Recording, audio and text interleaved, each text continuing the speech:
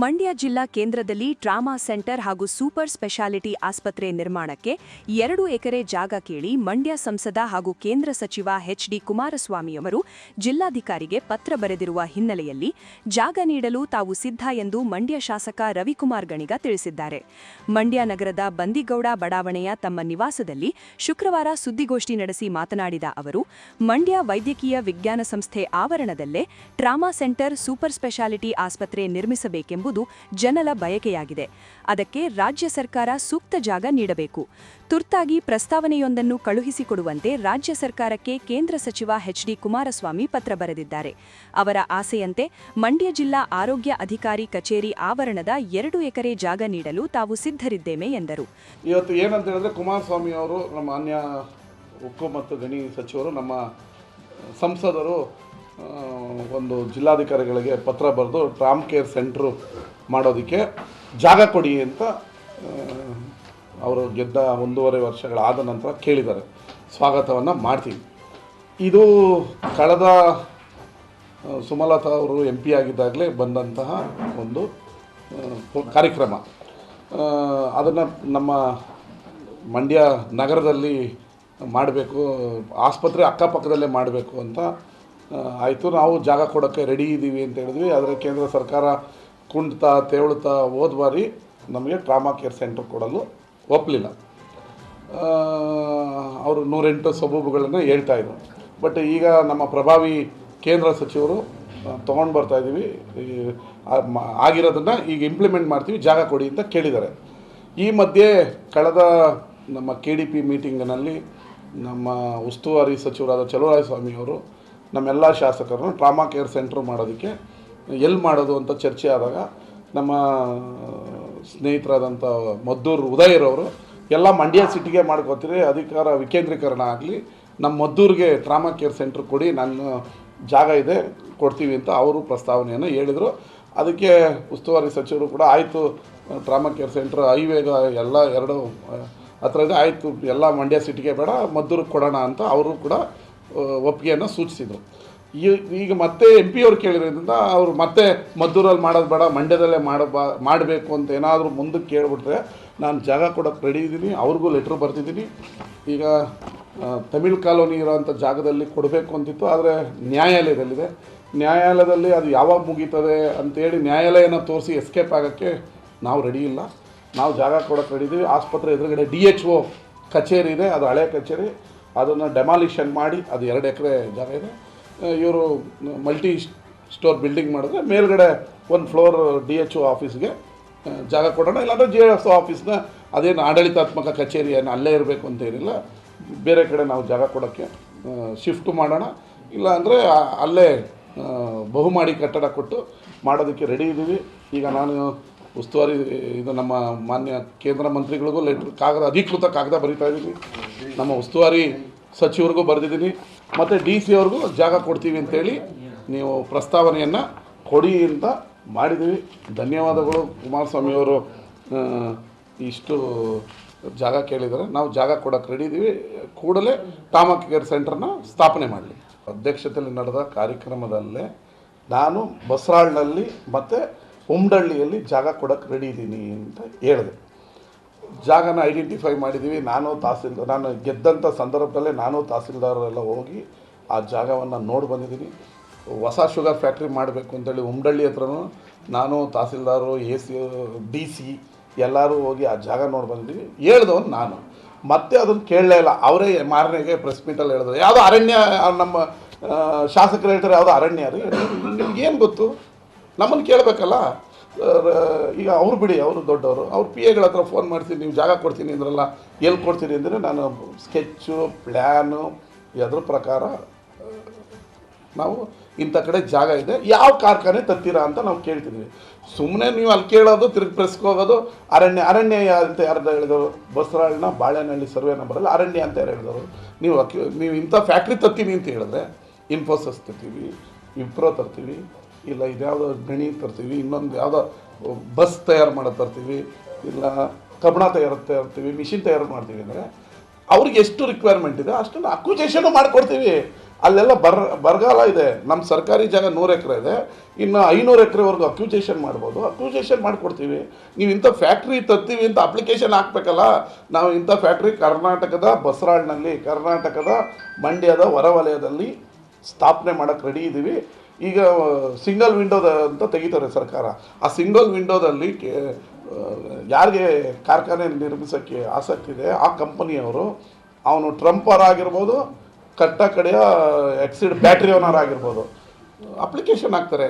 ನಾವು ನಿಮ್ಮ ಕರ್ನಾಟಕದಲ್ಲಿ ಈ ಥರ ಫ್ಯಾಕ್ಟ್ರಿ ಸ್ಥಾಪನೆ ಮಾಡೋಕ್ಕೆ ರೆಡಿ ಇದ್ದೀವಿ, ನಿಮ್ಮ KDBಯಿಂದ ನಿಮ್ಮ XXXXX ಇಂಥ ಕಡೆಯಿಂದ ಬೆಂಗಳೂರಲ್ಲೇ ಕೊಡಿ, ಹುಬ್ಳೀಲಿ ಕೊಡಿ, ಬೀದರಲ್ಲಿ ಕೊಡಿ, ಮಂಡ್ಯದಲ್ಲಿ ಕೊಡಿ ಅಂತ ಅವ್ರು ಅಪ್ಲಿಕೇಶನ್ ಹಾಕ್ತಾರೆ. ಅಂಥವ್ರಿಗೆ ಜಾಗ ಕೊಡೋದು ಇವತ್ತಿನವರೆಗೂ ಕಾನೂನು ಮತ್ತು ಪದ್ಧತಿ.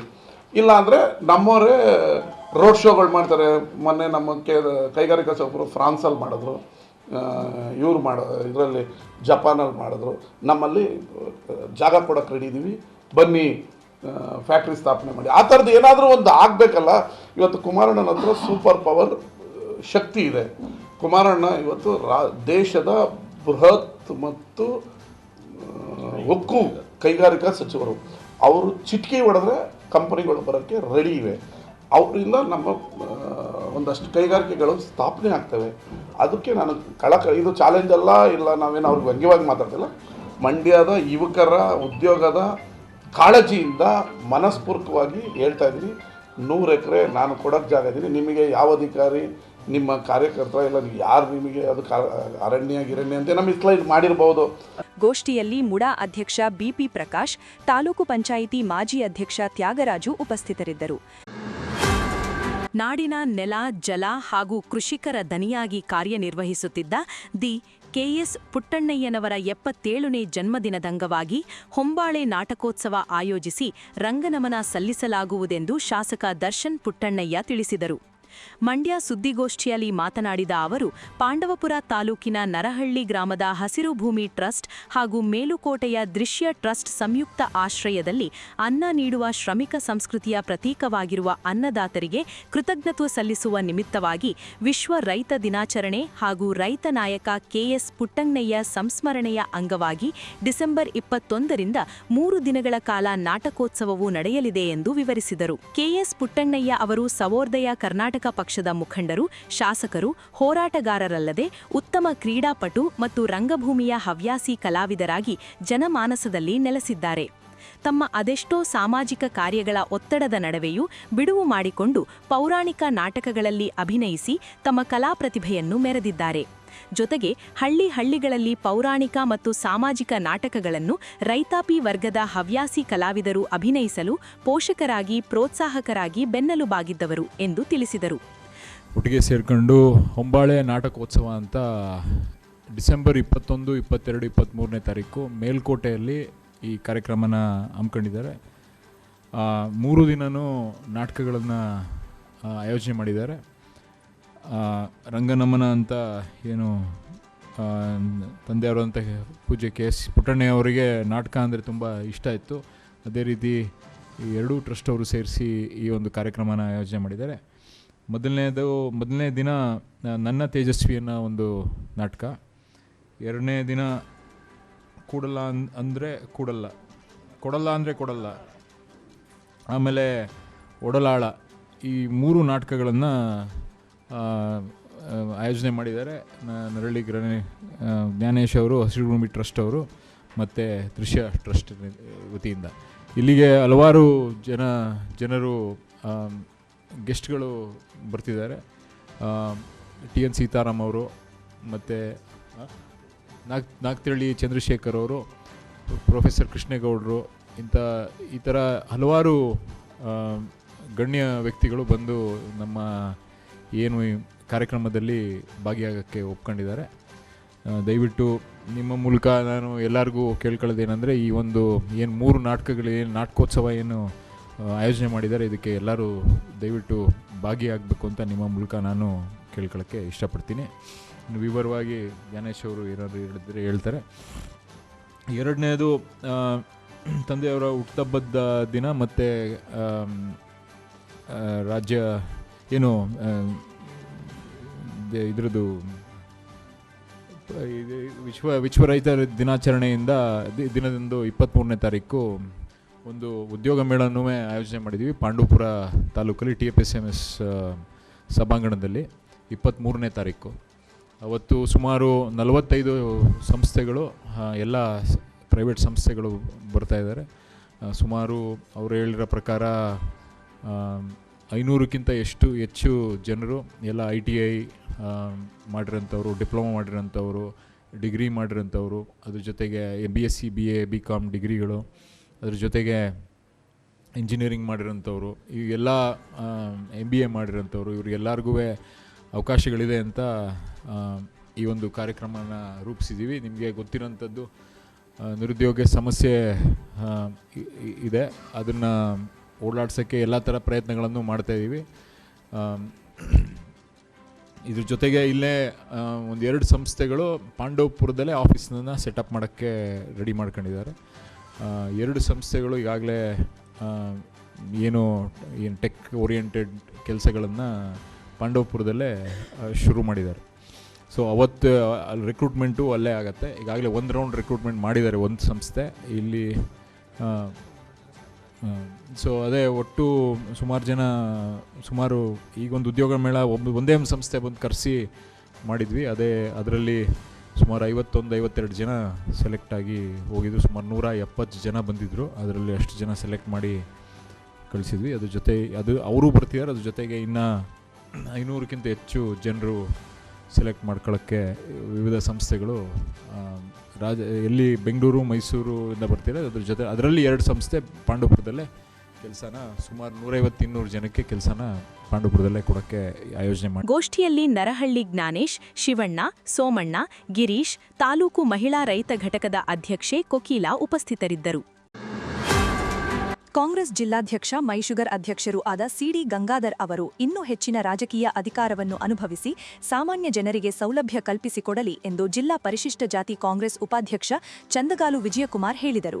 ಮಂಡ್ಯ ಜಿಲ್ಲಾ ಕಾಂಗ್ರೆಸ್ ಅಧ್ಯಕ್ಷ CD ಗಂಗಾಧರ್ ಅವರ 56ನೇ ವರ್ಷದ ಹುಟ್ಟುಹಬ್ಬದ ಅಂಗವಾಗಿ ನಗರದ ಗಣಪತಿ ದೇವಾಲಯದಲ್ಲಿ CD ಗಂಗಾಧರ್ ಹೆಸರಿನಲ್ಲಿ ಅರ್ಚನೆ ಹಾಗೂ ವಿಶೇಷ ಪೂಜೆ ಬಳಿಕ ಮಿಮ್ಸ್ ಆಸ್ಪತ್ರೆಯ ಮಮತೆಯ ಮಡಿಲಿನಲ್ಲಿ ರೋಗಿಗಳಿಗೆ ಬೆಳಗಿನ ಉಪಹಾರ ಹಾಗೂ ಸೇವಾಕಿರಣ ವೃದ್ಧಾಶ್ರಮದ ವೃದ್ಧರಿಗೆ ಊಟ ವಿತರಿಸಿ ಅವರು ಮಾತನಾಡಿದರು.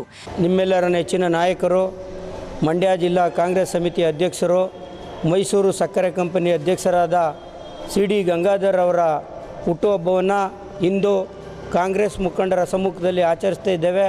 ಅವರಿಗೆ ಬುದ್ಧ, ಬಸವ, ಅಂಬೇಡ್ಕರ್, ಕುವೆಂಪುರವರ ಆಶೀರ್ವಾದ ಸದಾ ಇರಲಿ ಅಂತ ಬೇಡ್ತಾ, ಅವರು ಇನ್ನೂ ಹೆಚ್ಚಿನ ರಾಜಕೀಯ ಅಧಿಕಾರವನ್ನು ಅನುಭವಿಸಿ ಸಾಮಾನ್ಯ ಜನರಿಗೆ ಸೌಲಭ್ಯವನ್ನು ಕಲ್ಪಿಸಿಕೊಡ್ಬೇಕಂತ ಅವರಲ್ಲಿ ಕೇಳ್ಕೊಳ್ತಾ, ಈಗ ಗಣಪತಿ ದೇವಸ್ಥಾನದಲ್ಲಿ ಅವರ ಕುಟುಂಬಕ್ಕೆ ಸನ್ಮಂಗಳವನ್ನು ಉಂಟು ಮಾಡಲಿ ಅಂತ ಬೇಡ್ಕೊಂಡು, ಈಗ ಮುಂದೆ ಮಂಡ್ಯ ವೈದ್ಯಕೀಯ ಕಾಲೇಜಿನ ಆವರಣದಲ್ಲಿ ಮಮತೆಯ ಮಡಿಲು ಅಲ್ಲಿ ಬಾಣಂತಿಯರಿಗೆ ಗಂಜಿ ವಿತರಣೆ ಕಾರ್ಯಕ್ರಮ ಹಾಗೂ ಸೇವಾ ಕಿರಣ ವೃದ್ಧಾಶ್ರಮದಲ್ಲಿ ಮಧ್ಯಾಹ್ನ ಭೋಜನ ವ್ಯವಸ್ಥೆಯನ್ನು ಕೂಡ ಎಲ್ಲ ಕಾಂಗ್ರೆಸ್ ಮುಖಂಡರುಗಳು ಮಾಡಿದ್ದಾರೆ. ಅವರಿಗೂ ಭಗವಂತ ಒಳ್ಳೇದು ಮಾಡಲಿ ಅಂತ ಬೇಡ್ಕೊಳ್ತೇನೆ. ಕರ್ನಾಟಕ ಸಣ್ಣ ಕೈಗಾರಿಕೆ ಅಭಿವೃದ್ಧಿ ನಿಗಮದ ಉಪಾಧ್ಯಕ್ಷೆ ವಿಜಯಲಕ್ಷ್ಮಿ ರಘುನಂದನ್ ಮಾತನಾಡಿ, ಕಾಂಗ್ರೆಸ್ ಪಕ್ಷ ಸಂಘಟನೆಯಲ್ಲಿ CD ಗಂಗಾಧರ್ ಅವರ ಪಾತ್ರ ಮಹತ್ತರವಾದುದು. ಭಗವಂತ ಅವರಿಗೆ ಆಯಸ್ಸು ಆರೋಗ್ಯ ಕರುಣಿಸಲಿ ಎಂದು ಶುಭ ಹಾರೈಸಿದರು. ಮಂಡ್ಯ ಜಿಲ್ಲಾ ಕಾಂಗ್ರೆಸ್ ಸಮಿತಿಯ ಅಧ್ಯಕ್ಷರು ಮತ್ತು ಮೈಶುಗರ್ ಕಾರ್ಖಾನೆ ಅಧ್ಯಕ್ಷರು ಆದಂಥ CD ಗಂಗಾಧರ್ ಅವರ ಹುಟ್ಟುಹಬ್ಬಕ್ಕೆ ನಾವು ಶುಭಾಶಯವನ್ನು ಕೋರ್ತಾ ಇದ್ದೇವೆ. ದೇವರು ಅವರಿಗೆ ಆಯಸ್ಸು, ಆರೋಗ್ಯ, ಐಶ್ವರ್ಯ ಮತ್ತು ಇನ್ನೂ ಉನ್ನತವಾದ ಅಧಿಕಾರವನ್ನು ಕೊಡಲಿ ಅಂತ ಬೇಡ್ಕೊಳ್ತೇವೆ. ಅವರು ಇನ್ನೂ ಹೆಚ್ಚು ಸೇವೆಯನ್ನು ತೊಡಗಿಸ್ಕೊಳ್ಳಿ ಅಂತ ಅವ್ರನ್ನ ಕೇಳ್ಕೊಳ್ತೀವಿ. ದೇವ್ರನ್ನ. ಮುಡಾ ಅಧ್ಯಕ್ಷ BP ಪ್ರಕಾಶ್, ಕಿಸಾನ್ ಕಾಂಗ್ರೆಸ್ ಮೇಲುಕೋಟೆ ಘಟಕದ ಅಧ್ಯಕ್ಷ CR ರಮೇಶ್ ಹಾಗೂ SC/ST ಕಾಂಗ್ರೆಸ್ ಮಾಜಿ ಜಿಲ್ಲಾಧ್ಯಕ್ಷ ಶ್ರೀಧರ್ ಮಾತನಾಡಿ, ಜಿಲ್ಲಾ ಪಂಚಾಯಿತಿ ಸದಸ್ಯರಾಗಿ, ಜಿಲ್ಲಾ ಕಾಂಗ್ರೆಸ್ ಅಧ್ಯಕ್ಷರಾಗಿ, ಮೈಶುಗರ್ ಅಧ್ಯಕ್ಷರಾಗಿ ಸೇವೆ ಮಾಡುವ ಮೂಲಕ ಕಾಂಗ್ರೆಸ್ ಪಕ್ಷದ ಸಂಘಟನೆಗೆ ಅಪಾರವಾಗಿ ಶ್ರಮಿಸಿರುವ CD ಗಂಗಾಧರ್ ಅವರಿಗೆ ಚಾಮುಂಡೇಶ್ವರಿ ತಾಯಿ ಹೆಚ್ಚಿನ ಆಯಸ್ಸು, ಆರೋಗ್ಯ, ಅಧಿಕಾರ ಕರುಣಿಸಲಿ ಎಂದು ಶುಭ ಹಾರೈಸಿದರು. ಸಂಘಟನಾ ಚತುರರು ಹಾಗೂ ಕ್ರಿಯಾಶೀಲರು ಆದಂತಹ CD ಗಂಗಾಧರ್ ಅವರ ಹುಟ್ಟುಹಬ್ಬವನ್ನು ಇವತ್ತು ನಮ್ಮೆಲ್ಲ ಕಾಂಗ್ರೆಸ್ ನಾಯಕರುಗಳ ಸಮ್ಮುಖದಲ್ಲಿ ಆಚರಣೆಯನ್ನು ಮಾಡ್ತಾ ಇದ್ದೇವೆ. ಭಗವಂತ ಗಂಗಾಧರ್ ಅವರಿಗೆ ಆಯಸ್ಸು, ಆರೋಗ್ಯ ಭಾಗ್ಯವನ್ನು ಕೊಟ್ಟು ಮತ್ತಷ್ಟು ಸಂಘಟನೆಯನ್ನು ಉತ್ತುಂಗ ಮಟ್ಟಕ್ಕೆ ಕೊಂಡೊಯ್ಯುವಂಥ ಶಕ್ತಿಯನ್ನು ಕೊಡಲಿ ಅಂತೇಳಿ ಭಗವಂತನಲ್ಲಿ ಪ್ರಾರ್ಥನೆ. ಮಂಡ್ಯ ಜಿಲ್ಲೆಯ ಚಂದಗಾಲು ಗ್ರಾಮದ ರೈತ ಕುಟುಂಬದಲ್ಲಿ 13/12/1969 ಜನಿಸಿದಂಥ ನಮ್ಮ ಮೈಸೂರು ಕಾರ್ಖಾನೆ ಅಧ್ಯಕ್ಷರು, ಮಂಡ್ಯ ಜಿಲ್ಲಾ ಕಾಂಗ್ರೆಸ್ ಸಮಿತಿ ಅಧ್ಯಕ್ಷರು, ಮಾಜಿ ಜಿಲ್ಲಾ ಪಂಚಾಯತ್ ಸದಸ್ಯರು ಹಾಗೂ ಸ್ಥಾಯಿ ಸಮಿತಿ ಅಧ್ಯಕ್ಷರಾಗಿದ್ದಂಥ CD ಗಂಗಾಧರ್ ಅವರಿಗೆ ಜನ್ಮದಿನದ ಆರ್ಥಿಕ ಶುಭಾಶಯಗಳು ನಮ್ಮ ಕಾಂಗ್ರೆಸ್ ಪಕ್ಷದ ಪರವಾಗಿ. ನಾಳೆ ಅವರ ಜನ್ಮದಿನವನ್ನು ಆಚರಣೆ ಮಾಡಬೇಕಿತ್ತು. ನಮ್ಮ ರಾಷ್ಟ್ರೀಯ ಕಾಂಗ್ರೆಸ್ ಪಕ್ಷದ ಆದೇಶದ ಮೇರೆಗೆ 14ರಂದು ಮತಾಚರ್ ಒಂದು ಪ್ರತಿಭಟನೆಯಲ್ಲಿ ಪಾಲ್ಗೊಳ್ಳುವ ಹಿನ್ನೆಲೆಯಲ್ಲಿ ನಮ್ಮ ಪಕ್ಷದ ಮುಖಂಡರು, ಕಾರ್ಯಕರ್ತರು ದೆಹಲಿಗೆ ಪ್ರಯಾಣವನ್ನು ಬೆಳೆಸಿದ್ದಾರೆ. ಆ ಹಿನ್ನೆಲೆಯಲ್ಲಿ ಒಂದು ದಿವಸ ಮುಂಚಿತವಾಗಿ ಇವತ್ತು CD ಗಂಗಾಧರ್ ಅವರ ಹುಟ್ಟುಹಬ್ಬವನ್ನು ನಾವೆಲ್ಲರೂ ಸೇರಿ ಆಚರಣೆ ಮಾಡ್ತಾ ಇದ್ದೀವಿ. ಇದರ ಅಂಗವಾಗಿ ಈಗಾಗಲೇ ಗಣಪತಿ ದೇವಸ್ಥಾನದಲ್ಲಿ ವಿಶೇಷ ಅರ್ಚನೆಯನ್ನು ಮಾಡಿಸಲಾಗಿದೆ. ಈಗ ಮಮತೆಯ ಮಡಿಲು ಅಂಗವಾಗಿ ಆ ಹಿನ್ನೆಲೆಯಲ್ಲಿ ಬಾಣತೇರಿಗೆ ಗಂಜಿ ಸಿಹಿ ವಿತರಣೆಯನ್ನು ಮಾಡುತ್ತಿದ್ದೇವೆ. ಮತ್ತು ಸೇವಾ ಕಿರಣದ ಅಡಿಯಲ್ಲಿ ಮಧ್ಯಾಹ್ನ ವೃದ್ಧಾಶ್ರಮದಲ್ಲಿ ವೃದ್ಧರಿಗೆ ಭೋಜನ ವ್ಯವಸ್ಥೆಯನ್ನು ಮಾಡಲಾಗಿದೆ. ಈ ಎಲ್ಲರೂ ಸೇರಿ CD ಗಂಗಾಧರ್ ಅವರು ರಾಜಕೀಯದಲ್ಲಿ 7 ಬೀಳುಗಳ ನಡುವೆ ಜಿಲ್ಲಾ ಕಾಂಗ್ರೆಸ್ ಅಧ್ಯಕ್ಷರಾಗಿ ಈ ಜಿಲ್ಲೆಯಲ್ಲಿ ಕಾಂಗ್ರೆಸ್ ಸಂಘಟನೆಯನ್ನು ಮಾಡಿ ಬಲಿಷ್ಠವಾದ ಕಾಂಗ್ರೆಸ್ಸನ್ನು ಕಟ್ಟಿದ್ದಾರೆ. ಮುಂಬರುವ ಚುನಾವಣೆಯಲ್ಲಿ ಅವರ ಒಂದು ಸಂಘಟನೆಯ ಶಕ್ತಿ ಜಿಲ್ಲಾ ಪಂಚಾಯತ್, ತಾಲೂಕ್ ಪಂಚಾಯತಿಯಲ್ಲಿ ಅವರಿಗೆ ಹೆಸರು ಬರುವಂತೆ ಆ ತಾಯಿ ಚಾಮುಂಡೇಶ್ವರಿ ಆಯಸ್ಸು, ಆರೋಗ್ಯ ಮತ್ತು ರಾಜಕೀಯದ ಉನ್ನತ. ಮಂಡ್ಯ ಜಿಲ್ಲಾ ಕಾಂಗ್ರೆಸ್ ಸಮಿತಿಯ ಜಿಲ್ಲಾಧ್ಯಕ್ಷರಾದಂಥ ಮತ್ತು ಮೈಸೂರು ಕಾರ್ಖಾನೆಯ ಅಧ್ಯಕ್ಷರಾದಂಥ CD ಗಂಗಾಧರ್ ಅವರಿಗೆ ಜನ್ಮದಿನದ ಶುಭಾಶಯಗಳು. ಅವರಿಗೆ ದೇವರು ಆಯಸ್ಸು, ಆರೋಗ್ಯ ಮತ್ತು ರಾಜಕೀಯದಲ್ಲಿ ಇನ್ನೂ ಉನ್ನತ ಸ್ಥಾನಮಾನಗಳನ್ನ ಕಲ್ಪಿಸಲಿ ಅಂತೇಳಿ ನಾವು ದೇವರಲ್ಲಿ ಬೇಡ್ಕೊಳ್ತಾ ಇದ್ದೀವಿ. ಇವತ್ತು ಅವರು ಹುಟ್ಟುಹಬ್ಬದ ಪ್ರಯುಕ್ತ ನಾವಿಲ್ಲಿ ಮಮತೆಯ ಮಡಿಲು ಸಹಕಾರದೊಂದಿಗೆ ಬೆಳಗಿನ ಉಪಹಾರವನ್ನು ನೀಡೋದ್ರ ಮುಖಾಂತರ ನಾವು ಅವರ ಹುಟ್ಟುಹಬ್ಬವನ್ನು ಆಚರಣೆ ಮಾಡಿದ್ವಿ. ಮುಂದಿನ ದಿನಗಳಲ್ಲಿ ದೇವರು ಅವ್ರಿಗೆ ಇನ್ನೂ ಉನ್ನತ ಸ್ಥಾನಮಾನ ಕಲ್ಪಿಸಲಿ, ಅವ್ರಿಗೆ ಅವ್ರ ಕುಟುಂಬಕ್ಕೆ ಆಯುಷ್ಯ ಆರೋಗ್ಯ ಕೊಡಲಿ ಅಂತ ದೇವರಲ್ಲಿ ಪ್ರಾರ್ಥಿಸುತ್ತೇವೆ. ಈ ವೇಳೆ ಜಿಲ್ಲಾ ಕಾಂಗ್ರೆಸ್ ವಕ್ತಾರ CM ದ್ಯಾವಪ್ಪ, ಕಾಂಗ್ರೆಸ್ ಜಿಲ್ಲಾ ಮಾಧ್ಯಮ ಸಂಯೋಜಕ N ಕೃಷ್ಣೇಗೌಡ, ಕಾಂಗ್ರೆಸ್ ಮುಖಂಡರಾದ L ಸಂದೇಶ್, ಚನ್ನಪ್ಪ, HM ಉದಯ್ ಕುಮಾರ್, ಹಳುವಾಡಿ ವೆಂಕಟೇಶ್, ಕಿರಣ್ ಕುಮಾರ್, ಅಭಿಲಾಷ್, ಮಮತೆಯ ಮಡಿಲು ಮಂಗಲ ಯೋಗೇಶ್ ಸೇರಿದಂತೆ ಇತರರಿದ್ದರು. ಕೀರ್ತಿನಾ ಟ್ರಸ್ಟ್, RK ಇನ್ಸ್ಟಿಟ್ಯೂಟ್ನ RK ಪ್ರಥಮ ದರ್ಜೆ ಕಾಲೇಜು ಕೆ ಹೊನ್ನಾಲಗಿರೆ ಹಾಗೂ ಕರ್ನಾಟಕ ಗಾಂಧಿ ಸ್ಮಾರಕ ನಿಧಿ ಬೆಂಗಳೂರು ಇವರ ಸಂಯುಕ್ತ ಆಶ್ರಯದಲ್ಲಿ RK ಕಾಲೇಜಿನಲ್ಲಿ ನಡೆದ 2 ದಿನಗಳ ರಾಜ್ಯಮಟ್ಟದ ಬಹುರೂಪಿ ಗಾಂಧಿ ಹಾಗೂ ಗಾಂಧೀಜಿ ಅವರ ಬಹುಮುಖಿ ವ್ಯಕ್ತಿತ್ವ ಚಿಂತನೆಗಳ ಪ್ರಸ್ತುತತೆ ವಿಚಾರ ಸಂಕಿರಣ ಕಾರ್ಯಕ್ರಮವನ್ನು ಉದ್ಘಾಟಿಸಿದ ನಾಡೋಜ ಡಾ. ಉಡೆ ಪಿ. ಕೃಷ್ಣ, ಅಧ್ಯಕ್ಷರು, ಕರ್ನಾಟಕ ಗಾಂಧಿ ಸ್ಮಾರಕ ನಿಧಿ ಬೆಂಗಳೂರು ರವರು ಮಾತನಾಡಿ, ಗಾಂಧಿರವರು ಸಾಯುವ ಮುನ್ನ ಹರಿಜನ ಪತ್ರಿಕೆಯೊಂದರಲ್ಲಿ ಕಾವೇ ಖುದ್ದು ಬರೆದಿದ್ದಾರೆ, ಸಾಮಾಜಿಕ, ನೈತಿಕ, ಆರ್ಥಿಕವಾಗಿ ನಾವು ಮುಂದುವರೆದರೆ ಮಾತ್ರ ಸ್ವಾತಂತ್ರ್ಯ ಸಿಕ್ಕ ಹಾಗೆ, ರಾಜಕೀಯ ಸ್ವಾತಂತ್ರ್ಯದಿಂದ ನಮಗೆ ಸ್ವಾತಂತ್ರ್ಯ ಬರುವುದಿಲ್ಲ ಎಂದು ತಿಳಿಸಿದ್ದಾರೆ. ಗಾಂಧಿಯನ್ನ ಅರ್ಥ ಮಾಡಿಕೊಂಡವರಿಗೆ ಮಾತ್ರ ಗಾಂಧಿಯ ಪ್ರಸ್ತುತತೆ ಅರ್ಥವಾಗುತ್ತದೆ. ಗಾಂಧಿಯನ್ನು ಅರ್ಥ ಮಾಡಿಕೊಳ್ಳದ ಹೊರತು ಅವರ ಪ್ರಸ್ತುತಿ ಯಾರಿಗೂ ತಿಳಿಯುವುದಿಲ್ಲ. ವಿಶ್ವ ಇಂದು ಗಾಂಧಿಯನ್ನು ಪೂಜ್ಯ ಮನೋಭಾವದಿಂದ ನೋಡುತ್ತದೆ ಎಂದರು. ಭಗವಂತನ ಸಾಮ್ರಾಜ್ಯದಿಂದ ಬಂದಿದ್ದು ಅನ್ನುವಂಥದ್ದು ನಾವೆಲ್ಲರೂ ಕೂಡ ನಂಬಿಕೊಂಡಿರುವಂಥದ್ದು. ಗಾಂಧೀಜಿಯವರ ಯಾವುದೇ ಕಾರ್ಯಕ್ರಮ ಆಗಲಿ ಭಜನೆಗಳಿಲ್ಲದೆ ಕಾರ್ಯಕ್ರಮ ನಡೀತಿರಲಿಲ್ಲ. ಒಂದು. ಎರಡನೇದು, ಈ ದೇಶದ ಅಧ್ಯಾತ್ಮದಲ್ಲಿ ಅಪಾರವಾದ ನಂಬಿಕೆ ಇಟ್ಟಂತವರು ಗಾಂಧಿ. ನೋಡಿ, ಗಾಂಧಿಯವರೇನಂಥ ಸ್ಫುರದ್ರೂಪಿ ಅಲ್ಲ, ಅಂಥ ವಾಗ್ಮಿ ಅಲ್ಲ. ಆದರೆ ಅವ್ರು ಓದಡೆಯಲ್ಲೆಲ್ಲ ಲಕ್ಷಾಂತರ ಜನ ಸೇರ್ತಾ ಇದ್ರು. ಗಾಂಧೀಜಿಯವರು ಆಡ್ತಿದ್ದ ಭಾಷೆ ಅವ್ರಿಗೆ ಯಾರಿಗೂ ಅರ್ಥ ಆಗ್ತಿರ್ಲಿಲ್ಲ. ಆದರೂ ಕೂಡ ಓದ್ ಕಡೆ ಇಡೀ ಭಾರತದಲ್ಲಿ ಮುಗ್ಧ ಭಾರತೀಯರೆಲ್ಲರೂ ಕೂಡ ಗಾಂಧೀಜಿಯವ್ರಿಗೆ ಆಕರ್ಷಿತರಾಗಿ ಬರ್ತಾ ಇದ್ರು. ಕಾರಣ ಇಷ್ಟೇ, ಗಾಂಧೀಜಿಯವರಲ್ಲಿದ್ದಂಥ ಆ ಒಂದು ಆಧ್ಯಾತ್ಮಿಕ ಶಕ್ತಿ. ಯಾವುದು ಆಧ್ಯಾತ್ಮಿಕ ಶಕ್ತಿ ಅಂತಂದ್ರೆ, ಈ ದೇಶದ ಸಂಸ್ಕೃತಿ ಪರಂಪರೆ ನಂಬಿಕೊಂಡು ಬಂದಂಥ ಸತ್ಯ ಮತ್ತು ಅಹಿಂಸೆ, ಈ 2 ತತ್ವವನ್ನ ಗಾಂಧೀಜಿಯವರು ಹೇಳ್ತಾರೆ. ಈ 2 ತತ್ವಗಳು ಈ ದೇಶದ ಗುಡ್ಡಗಾಡಿಗಳನ್ನಷ್ಟು ಹಳೆಯದು, ಇದನ್ನ ನಾನೇನು ಹೊಸದಾಗಿ ಕಂಡುಹಿಡಿದಿದ್ದಲ್ಲ ಅಂತ. ಈ ಸತ್ಯ ಮತ್ತು ಅಹಿಂಸೆಯ ಈ ತತ್ವವನ್ನ ಅವರು ತಮ್ಮ ಬದುಕಿನಲ್ಲಿ ಅದನ್ನು ರೂಢಿಸಿಕೊಂಡು ತಮ್ಮ ಎಲ್ಲ ಹೋರಾಟಗಳಲ್ಲಿ, ಚಳವಳಿಗಳಲ್ಲಿ ಅದನ್ನ ಕಾರ್ಯರೂಪಕ್ಕೆ ತಂದದ್ದರ ಪರಿಣಾಮ ನಮಗೆ ಗಾಂಧಿ ಒಂದು ಮಹತ್ ಬಳಿಕ ಮಾತನಾಡಿ ಆರ್ಕೆ ಸಮೂಹ ಶಿಕ್ಷಣ ಸಂಸ್ಥೆಗಳ ಅಧ್ಯಕ್ಷ ಬಿ ರಾಮಕೃಷ್ಣ, ಈ ಕಾರ್ಯಕ್ರಮ ಯಶಸ್ವಿಗೊಳ್ಳಬೇಕಾದರೆ ಚಿಂತಕರು ಹೇಳಿದ ವಿಷಯವನ್ನು 1% ಆದರೂ ಕೊಳ್ಳಬೇಕು. ಮಹಾತ್ಮ ಗಾಂಧೀಜಿಯನ್ನು ರಾಷ್ಟ್ರೀಯ ಹಬ್ಬಗಳಲ್ಲಿ ಮಾತ್ರ ನೆನೆಯುವುದಾಗದೆ ಪ್ರತಿದಿನ ನೆನೆಯುವಂತಾಗಬೇಕು ಎಂದರು. ಕೆಲಸಗಳು ಆಗಬಾರ್ದು. ಪ್ರಾಕ್ಟಿಕಲ್ ಆಗಿ ಥಿಯರಿ ಬೇರೆ, ಪ್ರಾಕ್ಟಿಕಲ್ ಬೇರೆ. ಪ್ರಾಕ್ಟಿಕಲ್ ಆಗಿ ನಾವು ಕೆಲಸ ಮಾಡಬೇಕು. ಅನೇಕ ತಜ್ಞರು, ಅನೇಕ ಗಾಂಧಿ ತತ್ವದ ಬಗ್ಗೆ, ಗಾಂಧಿ ಆದರ್ಶದ ಬಗ್ಗೆ ತಿಳ್ಕೊಂಡಿದ್ದ ಮಹಾನ್ ವ್ಯಕ್ತಿಗಳು ನಿಮಗೆ ತಿಳಿಸ್ಕೊಟ್ಟಿದ್ದಾರೆ. ಈಗ ನೀವು ಏನು ಮಾಡಬೇಕು, ಅಟ್ಲೀಸ್ಟ್ ಆ ತತ್ವ ಆದರ್ಶದಲ್ಲಾದ್ರೆ 1% ಪ್ರಾಕ್ಟಿಕಲ್ ಆಗಿ ಜೀವನ ಮಾಡಬೇಕು. ಆ ಪ್ರಾಕ್ಟಿಕಲ್ ಆಗಿ ಜೀವನ ಮಾಡಿದಾಗ ಅದೇ ನೀವು ನಮ್ಮ ಮಹಾತ್ಮ ಗಾಂಧೀಜಿಯವರ ಆದರ್ಶ ತತ್ವ ಒಂದು ಸಣ್ಣ ಅಲ್ಪ ಕಾಣಿಕೆಯನ್ನು ತಲುಪಿಸ್ತಾರೆ. ಏನೋ ಹೇಳ್ಕೊಳ್ತಾರೆ. ಈ ವೇಳೆ ಕಾರ್ಯಕ್ರಮದಲ್ಲಿ ವಿಧಾನ ಪರಿಷತ್ ಮಾಜಿ ಸದಸ್ಯ ಮರಿತಿಬ್ಬೇಗೌಡ, ಆರ್ಕೆ ವ್ಯವಸ್ಥಾಪಕ ನಿರ್ದೇಶಕ ವಿನಯ ರಾಮಕೃಷ್ಣ, ಆರ್ಕೆ ಪ್ರಥಮ ದರ್ಜೆ ಕಾಲೇಜಿನ ಪ್ರಾಂಶುಪಾಲ ಎಂಸಿ ಸತೀಶ್ ಬಾಬು ಸೇರಿದಂತೆ ಇತರರು ಹಾಜರಿದ್ದರು.